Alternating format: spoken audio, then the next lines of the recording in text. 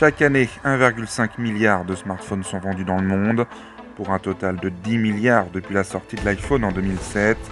Mais derrière cette production folle se cache un immense impact sur l'environnement. Environ 50 métaux sont nécessaires pour fabriquer un smartphone.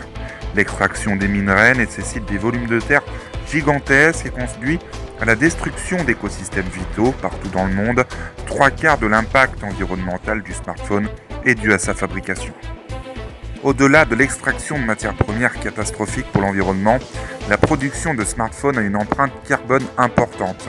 Les téléphones sont parfois conçus aux États-Unis, assemblés en Asie du Sud-Est à partir de matières premières venant du monde entier, puis redistribués vers le reste du monde, toujours en avion. Heureusement, il existe des solutions pour limiter l'impact des smartphones sur l'environnement, et cela commence dès le choix de son appareil. Vous hésitez entre deux smartphones, comparez-les notamment sur le site ifixit.com pour savoir lequel est le plus facile à faire réparer en cas de problème. En effet, en moyenne, les Français changent de téléphone tous les 2 ans. Pourtant, dans 88% des cas, c'est énorme, le smartphone qu'ils abandonnent fonctionnait encore. Évidemment, pour limiter l'impact environnemental, garder son téléphone le plus longtemps possible fait partie des solutions. 100 millions de téléphones reposent actuellement dans les tiroirs des Français. S'ils ne sont plus utilisés, ils peuvent être recyclés.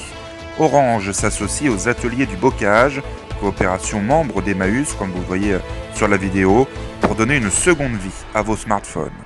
Avec les ateliers du bocage, Orange s'engage à recycler, réparer ou reconditionner vos smartphones. Vous souhaitez recycler le ou les téléphones que vous n'utilisez plus. Vous pouvez les déposer dans une boutique Orange. L'initiative a déjà permis de recycler 15 millions en 10 ans. Le week-end prochain, dans l'enquête de week-end, on va se poser la question: pour ou contre les éoliennes en France? Faut-il développer l'énergie éolienne en mer? Ça sera le week-end prochain. Passez un bon dimanche.